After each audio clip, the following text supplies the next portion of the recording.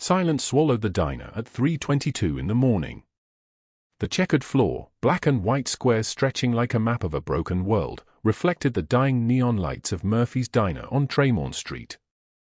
Outside, October pressed against the windows with the cold of a knife wrapped in ice. Inside, the air hung thick with stale coffee and grease that had soaked into the booths for 40 years. Nora Sinclair stood frozen between two men in dark jackets and a terrified 6-year-old boy. She was small, 28 years old but looking decades older, with dark hair pulled back so tight it gave her permanent headaches. Her black and white maid uniform hung loose on her frame. She had lost 15 pounds in the last 4 months from rationing food. Her hands, calloused and raw from scrubbing marble floors in Aleandro Bianchi's mansion, trembled at her sides. But her eyes. Her grey eyes held something that made even the larger man pause for half a second. A will that refused to break. The child's name was Emma. 6 years old. Coloring book clutched to his small chest like a shield. That child is not leaving with you. The words tore out of Nora's mouth before she could stop them. Her voice trembled like a candle in the wind, barely a whisper, but it carried something absolute. Something that had no business coming from a woman who owned nothing, who would be evicted in 12 days, who had $34 in her pocket and a foreclosure notice burning against her ribs like a brand. The first man, tall, shoulder-wide, with a scar cutting from his temple to his jaw, grabbed her arm. His fingers closed around her wrist and squeezed. Pain shot through her, bright and terrible, settling on top of the bruises already blooming there from Douglas Hale's hands. From his hands last week. From his hands the week before. From 8 years of his hands. She did not cry out. "Move," the man said. His voice was the sound of gravel being poured into a grave. Emma screamed. Glass shattered somewhere behind the counter, a coffee cup falling to the tile floor, exploding into fragments. The sound cut through the diner like a gunshot in the silence. The boy's small fingers dug into Nora's uniform, into the fabric that was all the armor she had ever possessed. The second man, shorter but built like a boxer, moved toward them. His hand reaching. His jaw clenched with the kind of concentration that came from doing this before. From taking children who did not want to be taken. But what she did not know was that the child's name was not simply Emma. It was Emma Bianchi. Emma, who had his father's dark eyes and his father's defiant chin. Emma, whose father was Aleandro Bianchi, a man whose mercy was legend and whose vengeance was absolute. 3 blocks away, a convoy of black SUVs cut through the dry October darkness like a blade through silk. The cars moved without urgency because Aleandro Bianchi never moved with urgency. He moved with the certainty of a man who controlled the city the way a puppeteer controlled strings.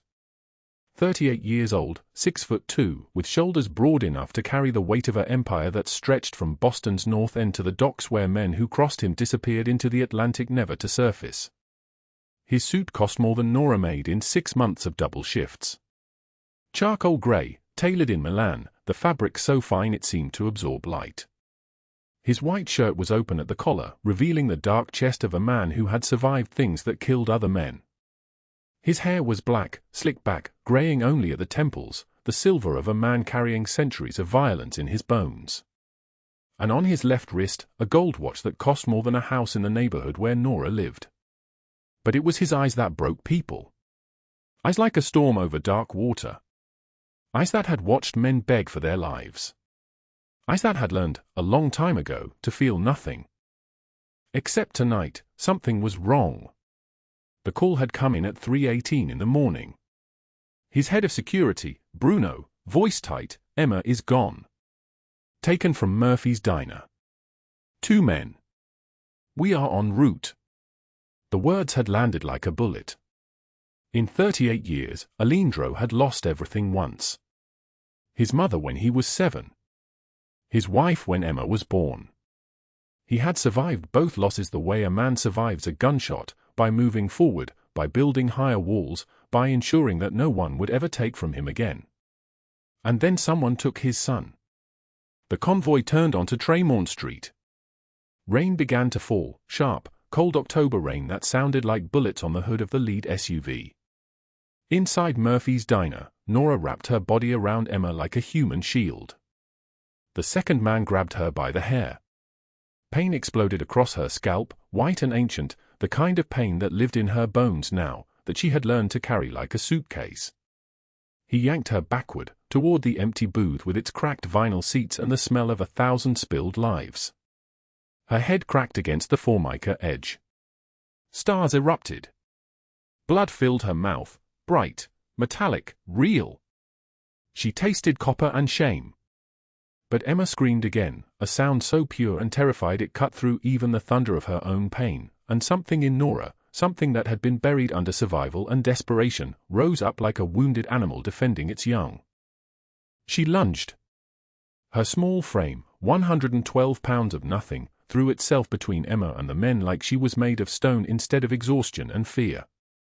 Her hands grabbed the child. Her arms locked. She whispered, "Run. Find the back. Run." But Emma could not run. Emma was 6 years old and paralyzed by terror. The first man moved toward them again. His shadow fell across the boy's face. His hand reached out, and in that moment Nora understood something absolute: they would take him. They were too strong. She had $34 and a dying car, and no one was coming to save her because no one knew she was here. No one ever knew where she was. She was invisible. Except in that moment, pressed against a 6-year-old who needed her, she was the most visible thing in the world. The diner door exploded inward. Aleandro Bianchi stood in the doorway like a man carved from winter. Rain fell from his cashmere coat, a coat worth more than Nora's yearly salary. Water dripped from his black hair. His eyes, those storm-dark eyes, swept the diner and locked onto the scene in the booth: 2 men, a child, a woman in a maid's uniform with blood on her chin and absolute defiance burning in her grey eyes. In 38 years, Aleandro had not been shocked by anything. Shock was a luxury he had abandoned somewhere between his mother's funeral and his wife's grave. But he was shocked now. Behind him, Bruno and Sal moved with the quiet precision of men who had done this before. Men in dark suits, hands at their sides, eyes forward. The scar-faced man and his partner understood in the space of a heartbeat what they were seeing: not just a boss, but a father. And fathers were the most dangerous kind of men there were. The first man moved toward the exit. Sal blocked it without breaking stride, without expression, without anything but the weight of certainty in his body. Aleandro crossed the diner in 4 steps. His shoes made no sound on the checkered floor. "Step away from the child," he said. His voice was deep and solid like an oath, like something that had been sworn in blood and could never be unsaid. It was the voice of a man who had never repeated himself. Who had never needed to. The scarred man released Nora's hair. She fell to her knees, gasping, her hand still locked around Emma. The second man raised his hands in surrender before Aleandro even looked at him directly. Emma pulled away from Nora just far enough to see the man standing over them, and something in the child's expression shifted from terror to confusion to something like recognition. The way a child recognizes their own face in the mirror. "Papa," Emma whispered. Aleandro dropped to one knee. His expensive suit creased. His eyes, for the first time in decades, filled with something that looked almost like tears but could not possibly be tears because Aleandro Bianchi did not cry. Aleandro Bianchi did not break. He reached out and pulled his son into his chest, and Emma wrapped his small arms around his father's neck and held on like he was drowning. Over the child's head, Aleandro's eyes found Nora. She was still on her knees, blood on her chin, trembling, $34 in her pocket and 12 days until she had nothing left. A maid. A nobody. A woman who had thrown herself between 2 men and a child without knowing the child's name or why he mattered or what it would cost her. She had simply done it. And in that moment, something cold and dangerous stirred in Aleandro Bianchi's chest. Something that had no name in any language he knew. His men moved. The scarred man and his partner were pinned against the wall in seconds, hands bound, fear radiating from them like heat. Bruno's voice was clipped: "We need to move. Now." But Aleandro did not move. He stayed on one knee, holding his son, looking at the woman who had saved him. Her eyes held his without flinching. "What is your name?" he asked. "Nora," she whispered. "Nora Sinclair." Outside, the October wind cut through Tremorne Street like a blade, and the rain fell harder. Before we continue, drop a like if this story is reaching your heart. Share it with someone you trust, and subscribe now so you do not miss what comes next. We are only at the beginning, and there is so much more you need to see. Now, let us go back to the beginning. 3 hours earlier, on the shoulder of Route 93, a woman stood watching her world burn. 3 hours earlier, on the shoulder of Route 93, the world was ending in slow motion. Nora Sinclair stood beside her sedan, watching smoke curl from beneath the hood like a departing ghost. The October wind cut through her thin coat and black and white maid's uniform like a blade, each gust carrying the smell of burnt engine oil and the metallic taste of fear. Her breath came in visible clouds. Dead leaves skittered across the asphalt in skeletal patterns, and the darkness pressed down from all sides, broken only by the occasional flash of headlights from passing cars that never slowed. She had worked a 16-hour shift at the Bianchi mansion. 16 hours of scrubbing marble floors on her knees, polishing silver until her hands cramped, arranging fresh flowers in rooms she would never sit in, existing as furniture with a heartbeat. A maid. Invisible. The kind of person you looked through instead of at. Her phone had 3% battery remaining. The screen glowed pale and desperate in her trembling hands. No signal on Route 93 at 12:18 in the morning. In her bag lay an eviction notice. Red ink. Bold letters spelling mathematics that destroyed her. $22,000. 7 days to find it. 12 days until she lost the apartment entirely. The numbers had taken permanent residence in her chest, each one a weight pressing down on her lungs. She had $34 in her pocket. $34 to her name in the entire world. Nora stepped into the road and raised her hand. A car passed without slowing, headlights sweeping across her face like an indifferent eye. Then another. And another. Each one a small death, a confirmation that she was the kind of person the world moved past without seeing. The kind of person who did not matter. The kind of person who could disappear and no one would notice for weeks. 17 minutes passed. 18. 21. Then the sound changed. Not the angry snarl of a normal engine but something deliberate, controlled, expensive. 3 black SUVs slowed as they approached. Tinted windows. Bulletproof glass. The kind of convoy that did not stop for stranded women on highways in the middle of the night unless the woman mattered to someone dangerous. The lead vehicle pulled onto the shoulder. The rear door opened. Aleandro Bianchi stepped out into the October darkness. He was 6'3", built like a man whose body was an instrument of control. His suit cost more than her yearly salary, tailored so precisely it seemed to have been carved from darkness itself. Salt and pepper hair swept back from a face that belonged in a painting of some ancient and merciless god. His eyes were the color of winter itself, pale, penetrating, capable of seeing through skin and bone into the guilty secrets people kept in their marrow. 2 other men emerged behind him. Bruno and Sal. Lieutenants. Hands resting casually near the weapons hidden beneath their jackets, bodies angled in a way that suggested they had spent years learning the geometry of violence. Aleandro's gaze swept across Nora with the precision of a surgical blade. Recognition flickered. "You work for me," he said. Not a question. A statement of fact about the universe. "Yes, Mr. Bianchi," Nora whispered. Her voice came out smaller than she intended, barely a sound above the wind. "I clean the 3rd floor. The bedrooms and—" "Come here." She did not move. Every instinct in her body screamed warnings. "Come here," he repeated, and this time his voice dropped 10 degrees lower. The wind seemed to hold its breath. Nora moved closer. 3 steps. 4. Close enough to smell the expensive cologne and gun oil that clung to him like a second skin. close enough to see the scar that ran from his left eye to his cheekbone, a thin pale line like a crack in marble. Aleandro's hand reached up and moved her collar to the side. Finger-shaped bruises covered her neck. Purple fading to sickly yellow. A week old at least. Maybe longer. The marks of someone's hands, someone's rage, someone's need to prove ownership. Who did that to you? His voice was very quiet now. Quieter than the wind. Quieter than her own heartbeat. No one, Mr. Bianchi. I'm fine. Nora pulled her collar back up, made her hands stop shaking by locking them against her sides. My car just broke down. I was trying to flag someone down, and... Who?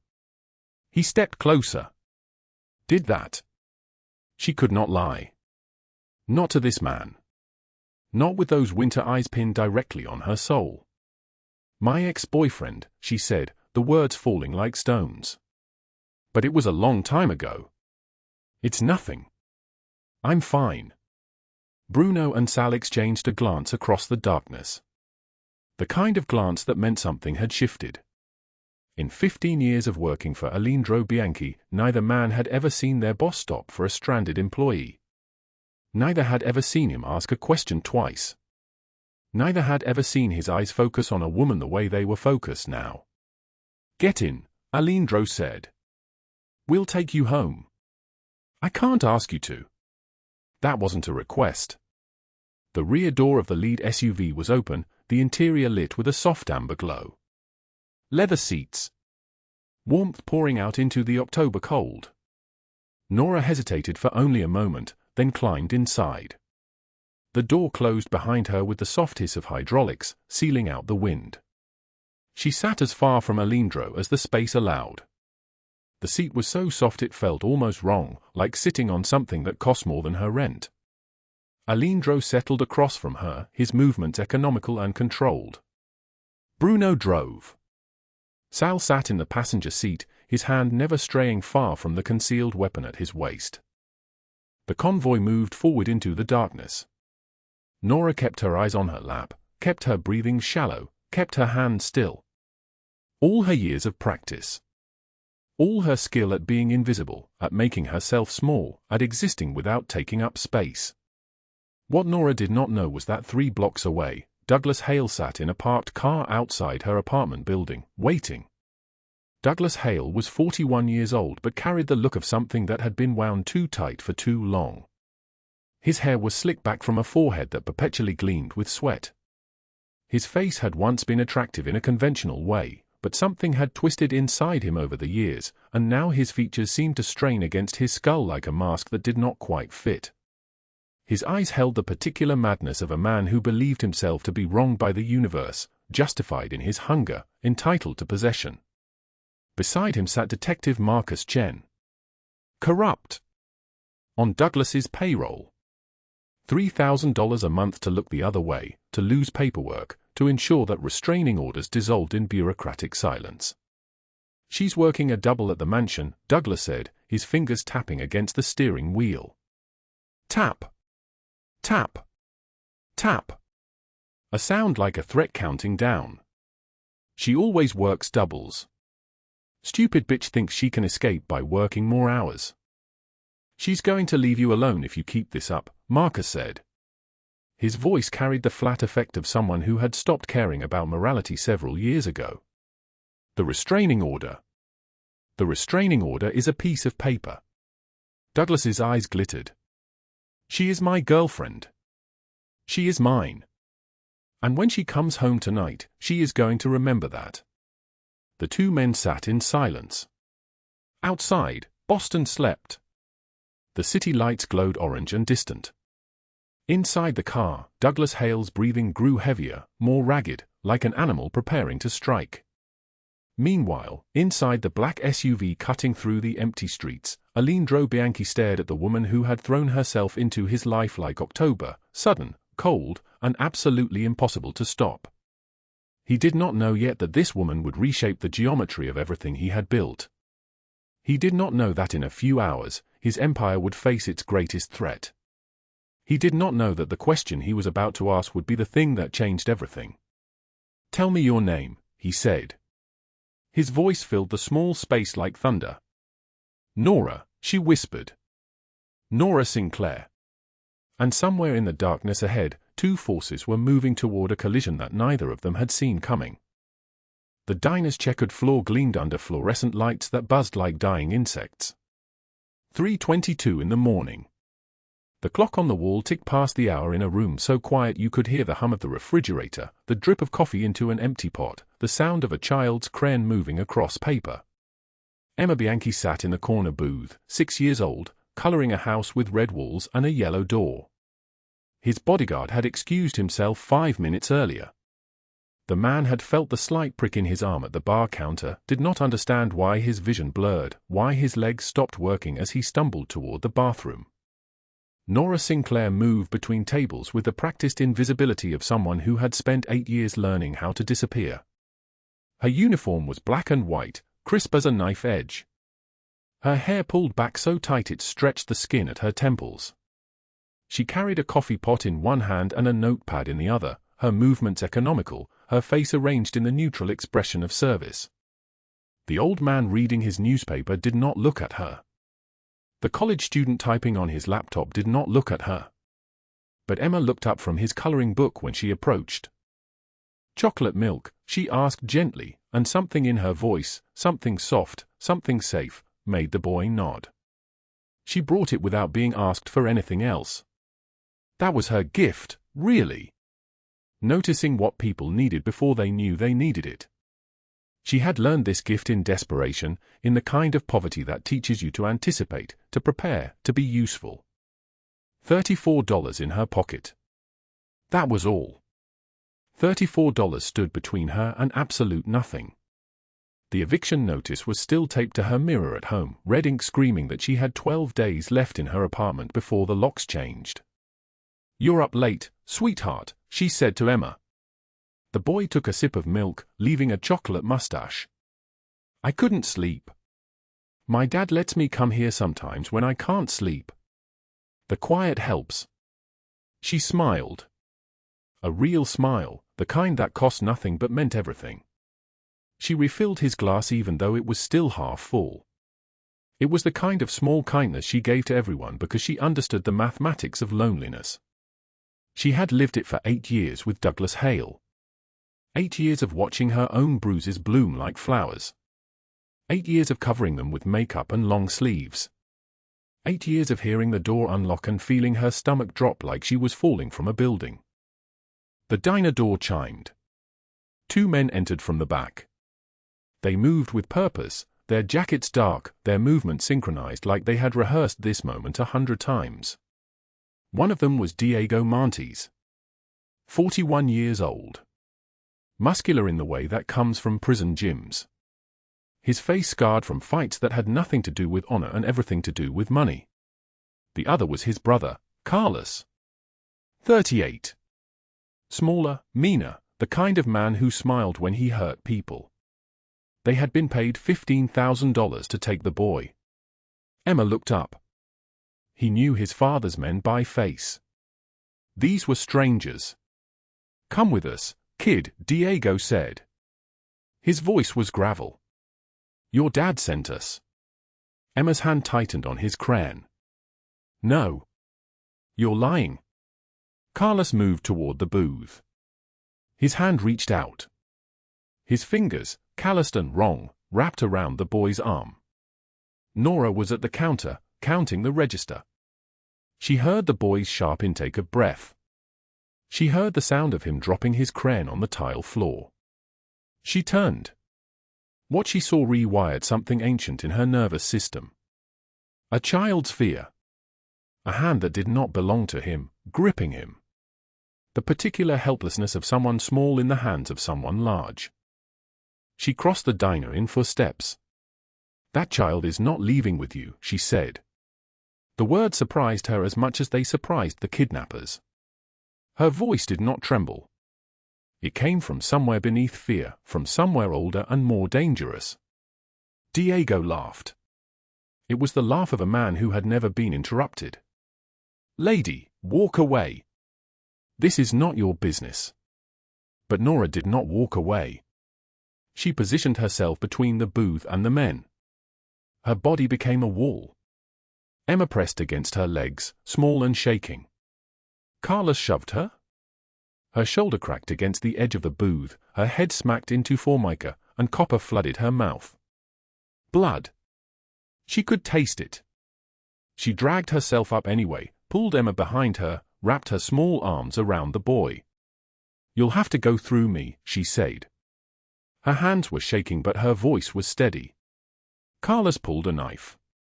The blade caught the fluorescent light and threw it across the diner like a weapon made of electricity. At 3:22 and 15 seconds, the diner's front window shattered. Glass exploded inward in 1,000 pieces that caught the light like diamonds. Aleandro Bianchi entered like October itself, sudden, cold, absolute, impossible to stop. He was tall, 6'2", built like a man who had never lost a fight. His suit was charcoal grey and custom-tailored, worth more than Nora made in 6 months. His white shirt was open at the throat, revealing a chest scarred from a knife wound when he was 23 years old. His eyes were dark as storm clouds. There was a scar running from his left eye to his cheekbone, a thin white line like a question mark. Behind him came Bruno and Sal, weapons drawn. Behind them came 12 more men in black suits pouring from 3 black SUVs, each one moving with the precision of an orchestra following a conductor's baton. The kidnappers froze. Aleandro's eyes found Emma first. Relief flooded his face like floodwater through a broken dam, then found Nora, bleeding, still wrapped around his son like she was made of iron and devotion. "Emma, come here," he said softly. The boy ran to him. Aleandro kneeled down, checking him for injuries, his hands gentle, his movements careful. Then he looked at Nora still on the floor. "You protected my son," he said. Not a question. A statement of fact. Nora tried to stand. Her legs did not work. Blood from her head wound pooled on the checkered tiles, spreading like spilled wine. Aleandro caught her before she hit the ground. His arms were strong and steady. They had held weapons and bodies and the weight of criminal empires. Now they held a woman who weighed almost nothing, who was bleeding onto his expensive suit, who had thrown herself in front of armed men for a child she did not know. "Get her to the car," he commanded. "Now." Bruno stared. In 15 years of working for Aleandro Bianchi, he had never seen his boss hold someone like that. Never heard that tone in his voice. Never witnessed the geometry of his face change from control to something that looked almost like tenderness. The kidnappers were dragged away screaming. Their voices echoed down Tremont Street, swallowed by the Boston night. Sal drove them through empty streets at 4 in the morning. Nora drifted in and out of consciousness, her head resting against Aleandro's shoulder. She could feel his heartbeat under her cheek. Steady. Strong. Like a clock counting down to something she could not see. "Why?" she whispered. "Why what?" His voice was deep, like thunder speaking in a quiet voice. "Why help me? I'm nobody. I'm just a waitress. I'm..." Aleandro's jaw tightened. "You threw yourself in front of armed men for a child you didn't know. That is not nobody. That is a person worth saving." They arrived at a private clinic on Commonwealth Avenue. Clean white walls. The smell of antiseptic so sharp it cut your throat. A doctor who asked no questions because Aleandro paid him enough money that his entire medical practice was built on not asking questions. 12 stitches for her head wound. The doctor worked carefully, methodically, his hand steady. When he was finished, Aleandro dismissed him. The room fell silent except for the sound of Nora's breathing, ragged and shallow. That was when Aleandro saw the bruises. They covered her in layers. New ones, purple and angry. Old ones, faded to sickly yellow. Some in the shape of hands. Some from blunt force. Her arms. Her ribs, visible through the gap where her shirt had torn. Her collarbones. The back of her neck. "How long?" he asked. Nora turned away. How long has someone been hurting you? She did not answer. The silence stretched like a rubber band about to snap. Nora. I've seen violence my entire life. I know what it looks like. Something in his voice, not pity, but recognition, cracked her open like an egg. When she spoke, her voice was barely a whisper. 8 years. His name is Douglas Hale. He was my boyfriend and then he wasn't, but he won't accept that. He knows where I live. He has friends in the police department. I filed 6 restraining orders. Nothing. I have $34 in my pocket. I owe $22,000 in 7 days or I lose my apartment. I work 3 jobs. I wear long sleeves in summer. I've perfected being invisible because if he can't see me, maybe he'll forget I exist. She broke. 8 years of silence shattered like the diner window. Tears fell. Her shoulders shook. Aleandro listened without interrupting. When she finished, he asked one question. Do you want him gone? She looked up, confused. What? Do you want Douglas Hale out of your life permanently? I can't, nobody can touch him. He has connections, he has. I didn't ask what he has. I asked what you want. Nora stared at this man who commanded cities with his voice. Who had appeared like divine intervention at 3:22 in the morning. Yes, she whispered. I want him gone. Aleandro nodded once, a decision made. Then he's gone. At that same hour, in a Beacon Hill townhouse decorated with inherited money and refined cruelty, Cordelia Blackwood was still awake. She was 43 years old, beautiful in the way that requires discipline and hatred in equal measure. She wore pearls at 4 in the morning. Her blonde hair was styled perfectly. Her face had the kind of stillness that comes from Botox and the absence of genuine emotion. Her assistant called with news of the kidnapping attempt. News that a maid had interfered. News that Aleandro had responded personally. Cordelia's smile was thin and sharp as a knife edge. Find out everything about this maid, she said. Everything. Her debts. Her family. Her weaknesses. If Aleandro is interested in her, she's useful. And I know how to break things my brother-in-law cares about. Outside, Boston slept. The city lights glowed orange and distant. Somewhere in the darkness, Douglas Hale sat in his car and watched Nora's apartment building. He had seen the black SUVs earlier. He had seen her disappear inside one of them. He had seen them drive away. His fingers drummed against the steering wheel. Tap. Tap. Tap. A sound like a threat counting down. He had been waiting 8 years for her to understand that she belonged to him. But something was changing. Something was moving in the darkness. And he could not see what it was yet. For days had passed since the night that split Nora's life into before and after. For days of sleeping in a guest cottage on Aleandro's estate, a small house with working heat and running water and the kind of silence that felt like forgiveness. The cottage had cream-colored walls and a kitchen that didn't smell like mold. There was a bed with sheets that didn't scratch. She kept waiting for him to ask for payment in ways she understood, but he never did. He only checked that she ate. That she slept. That the bruises on her throat were healing. On the morning of day 4, she made a choice that would splinter everything. I need to go back to my apartment, she told Bruno, who stood in the kitchen drinking coffee that cost more than her weekly groceries. I need clothes. Personal things. Bruno's jaw tightened. The boss said you stay here. He said I could leave if I wanted to. I'm leaving. Just for an hour. Her voice was smaller than she wanted it to be. Just to get my things. Bruno watched her for a long moment, the kind of silence that contains entire conversations. I'm coming with you. No. Please. I need to do this alone. He didn't argue. But his eyes said he knew.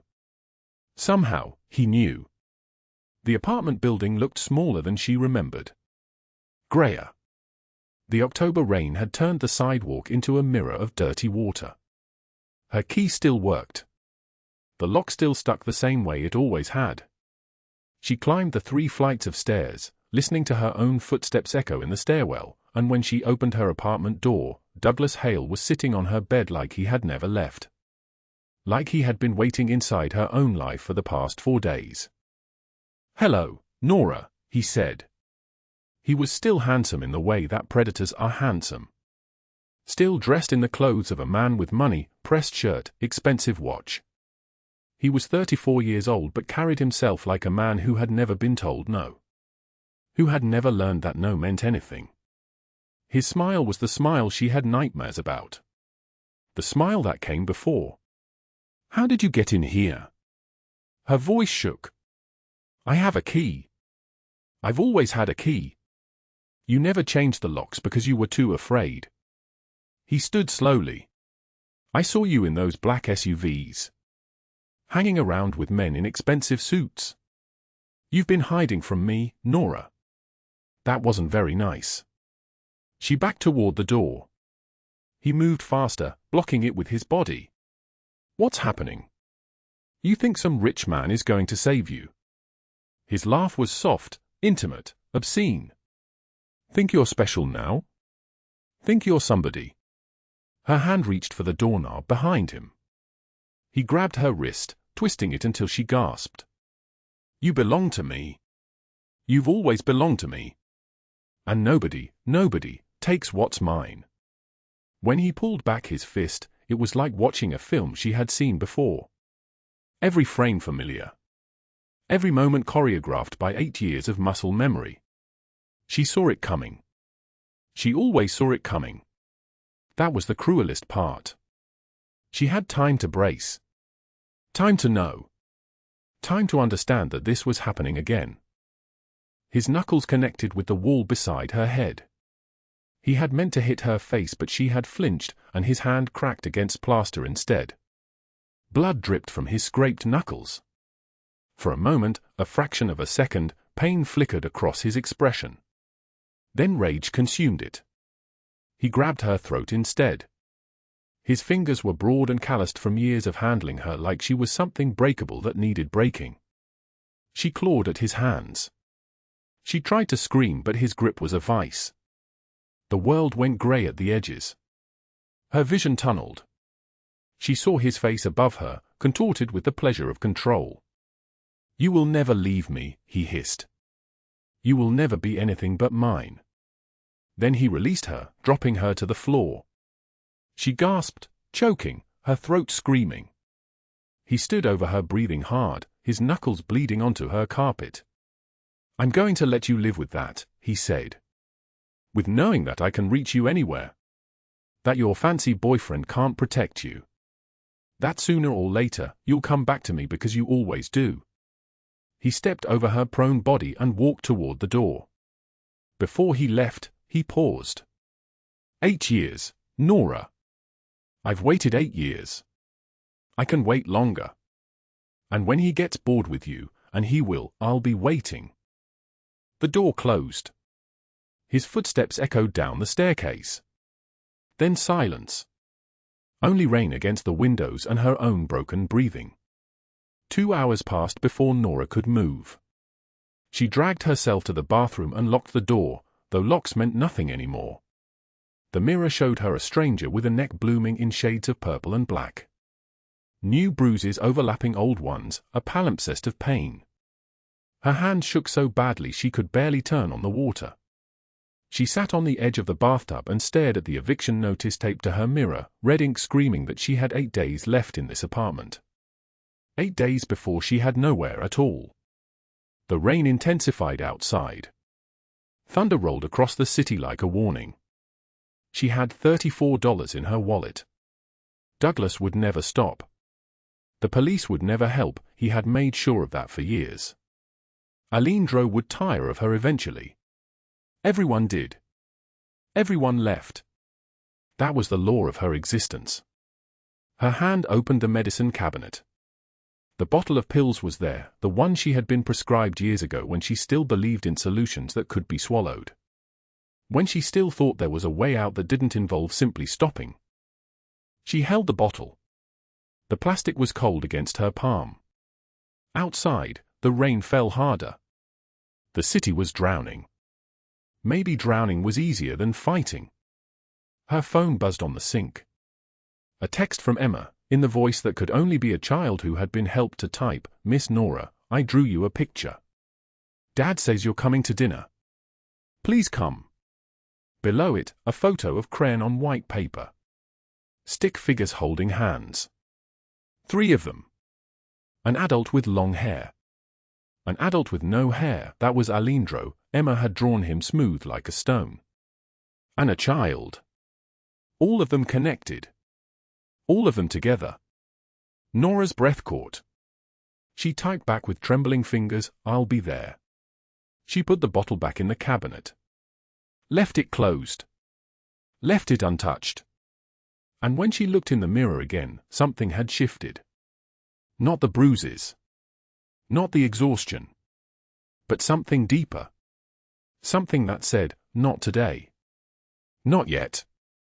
Not while someone is waiting for you at a dinner table."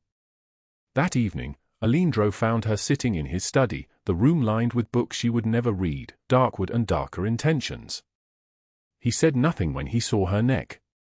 His expression carved itself into stone, not anger, but something colder. Something with teeth. "Where is Douglas Hale?" she asked quietly. Aleandro was silent for a long moment. Then, "What do you want me to do?" "End it. End him. I can't live like this. With him waiting. With him knowing where I am. With him knowing he can reach me." Her voice broke. "I want him gone." Aleandro nodded once. A decision made. A death sentence delivered with the simplicity of a man accustomed to speaking reality into existence. "Then he's gone," Aleandro said. And she believed him. At 2:17 in the morning, 12 men in tactical black moved through the darkness like ghosts that could kill. Bruno led them through Douglas Hale's apartment in Southie, each step coordinated, each breath controlled. The building was old, the stairs narrow, the silence absolute. When they reached his bedroom, they did not knock. They did not announce themselves. The barrel of a gun appeared against Douglas's temple before his eyes opened, before his mind crossed from sleep into understanding. Aleandro was sitting in a chair beside the bed like death itself, like a man who had come to collect a debt that was decades overdue. He wore a black cashmere coat that cost more than Douglas's entire apartment. His eyes were storm grey and emptier than any void. "You put your hands on someone under my protection," Aleandro said, his voice like the moment before lightning. "That was a mistake." Douglas tried to sit up. The gun pressed him back into his mattress. 8 years, Aleandro continued. Cigarette burns. Broken ribs. 6 police reports that you made disappear because your friend in the department buried them for money. Aleandro leaned forward, his face illuminated by the city lights bleeding through the windows. "I found every report. Every hospital visit she was too afraid to explain because you convinced her that nobody would believe her. Every single time you made her invisible." Douglas's face went the color of old bone. "You can't, I have connections." "You had connections," Aleandro said quietly. "As of 1 hour ago, your police contact is under federal investigation for evidence tampering and conspiracy. He's already negotiating for a reduced sentence by giving evidence against you." Aleandro stood. The cashmere coat fell around him like wings. "Killing you would be too quick. Too easy. Too merciful. I want you to live a long life knowing that you have no power. That you have no control. That your future is something I own now." He nodded to Bruno. What happened next happened fast. Douglas Hale was dragged from his bed screaming, his hands clawing at air, at hope, at mercy that would never come. He was dragged through the apartment, down the stairs, into a black SUV that swallowed him whole. Not to police. Not to jail. Not to a place with laws or lawyers or any mechanism that would protect him. To the Morellis. A rival family that had been waiting for leverage against someone in the Boston PD. They had been waiting for years. Douglas Hale vanished into their network. Screaming. Thrashing. Gone. Meanwhile, in a Beacon Hill townhouse decorated with inherited money and refined cruelty, Cordelia Blackwood was making her own move. She was 43 years old, beautiful the way that requires discipline and hatred in equal measure. She wore pearls at 7 in the morning. Her blonde hair was styled with the precision of a weapon. Her face had the stillness that comes from Botox and the absence of genuine emotion. She invited Nora to lunch at an upscale restaurant in the Back Bay, all soft lighting and waiters who moved like shadows. Cordelia ordered wine that Nora couldn't pronounce. She smiled across the table with teeth like porcelain. "I hear my brother-in-law has taken quite an interest in you," Cordelia said. "How unexpected." Nora's fork felt heavy in her hand. "He's been kind." "Kind?" Cordelia laughed, a sound like breaking glass. "Aleandro Bianchi is many things. But kind is not one of them. You're a project. A distraction. When he's bored, and he will be bored, you'll be back scrubbing floors." The words landed like knives. Nora's hands trembled. "Why are you telling me this?" she whispered. "Because I like you. Because you should know what you're getting into." Cordelia leaned closer, her voice dropping to something intimate and poisonous. "He destroyed his own brother 2 years ago.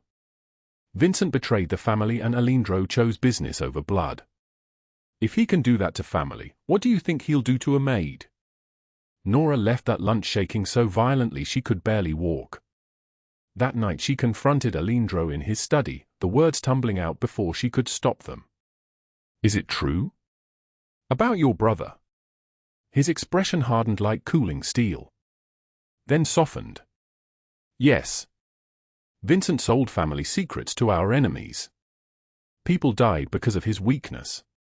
I had a choice, forgive him and watch everyone I love die, or stop him. I chose survival." He paused.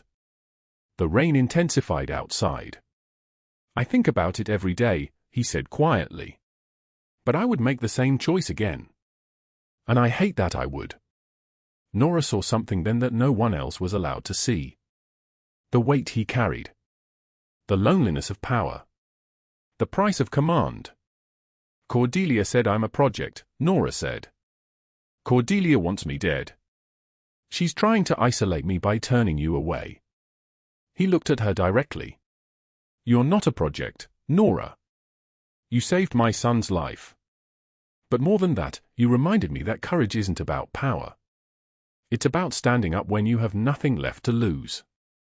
You had $34 in your pocket and you still stood in front of kidnappers." The next morning, the FBI raided Cordelia Blackwood's townhouse at dawn. Charges: conspiracy to commit kidnapping, wire fraud, money laundering, racketeering. The kidnapping attempt on Emma traced back to her network. She was arrested in her pearls and silk robe, dragged to a federal vehicle while news cameras flashed. 40 years minimum. Her assets frozen. Her name destroyed. Her perfect life erased. Justice delivered. Both villains falling like dominoes.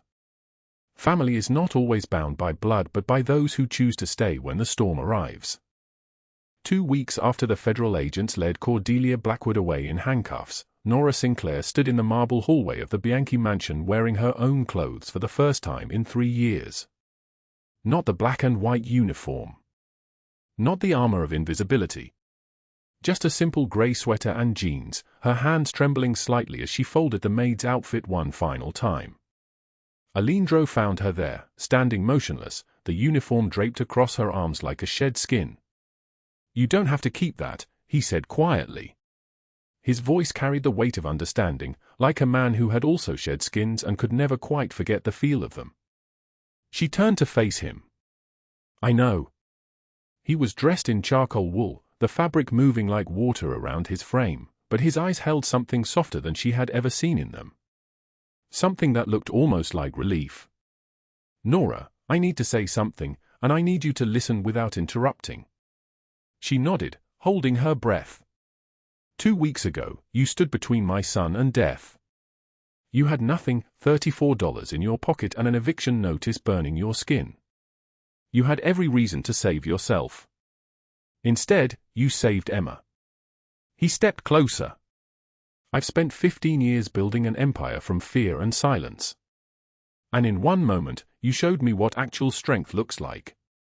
It's not about power. It's about choice." The rain from the previous night still clung to the windows outside. Soft patter against glass, rhythmic and endless. "I'm sending you to school," he continued. "Whatever you want to study. Boston University has already accepted you. Full scholarship, my foundation covers everything. Your apartment is paid for 3 years. Security detail, no arguments." He paused. "But there's something else I'm offering, and you need to understand you can refuse it." Nora's throat tightened. She knew what was coming and her body already knew the answer. "You can stay here. Not as staff. As family. Emma asks about you every single day. She draws pictures of you saving her in the diner. She's asking if you're going to be her mom." His jaw clenched. "And I?" He did not finish. Did not need to. "What if I'm broken?" Nora whispered. The question came from somewhere deep, somewhere 8 years of Douglas Hale had carved out and left hollow. "Then we're both broken," Aleandro replied. "My brother's betrayal broke something in me that I don't think will ever fully heal. The choice I made to survive it, that scar runs deeper than any blade. But maybe broken people can still build something worth having." She set the uniform down on the mahogany table. Walked toward him. "I'll stay." He exhaled like he had been holding his breath for days. That evening, Emma found her in the kitchen. The child was 5 years old, small-boned and careful, still flinching at sudden movements but healing in ways that only children can. She carried a stack of drawings, crude crayon pictures of 2 figures, one large and one small, standing against red scribbles that were supposed to be danger. "These are for you," Emma said, pressing them into Nora's hands. "Colors for sad days. When you feel sad, you look at this one." She pointed to a drawing where the 2 figures held hands and the scribbles had turned into blue sky. "I do that when I feel scared. I think about you being brave." Nora knelt down. Gathered the child against her chest. Breathed in the smell of children's shampoo and vanilla, the scent of safety itself. Over the following weeks, the mansion transformed.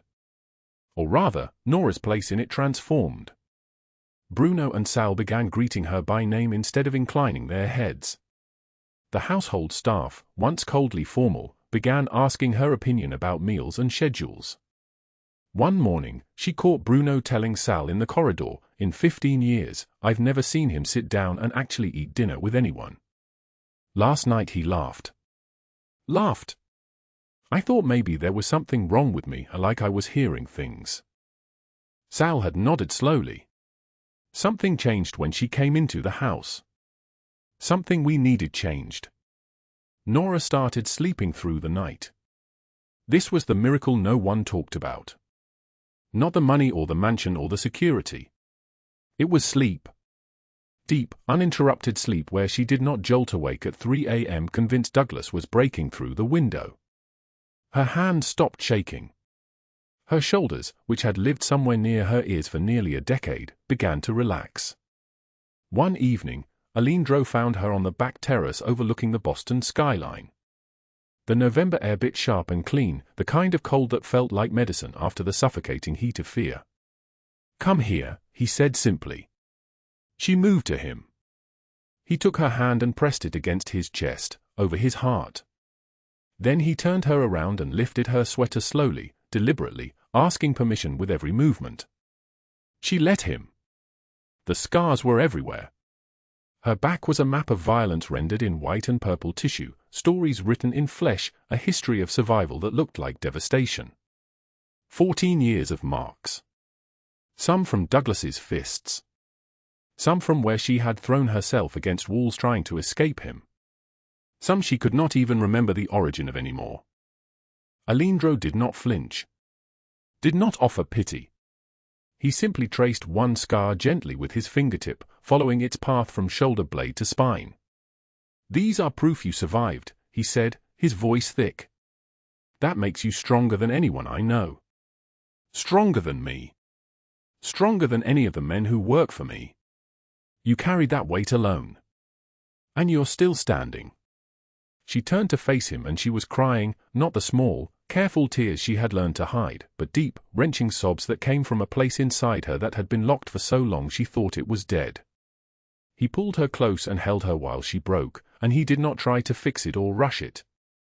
He just stood there in the November cold, holding her together while she fell apart, and that act of stillness was worth more than any amount of money or protection could ever be. Bruno, walking past the terrace on his way to check the grounds, saw them through the glass doors. Saw his boss, the man who had never shown vulnerability to anyone, holding a woman like she was the only thing keeping him tethered to earth.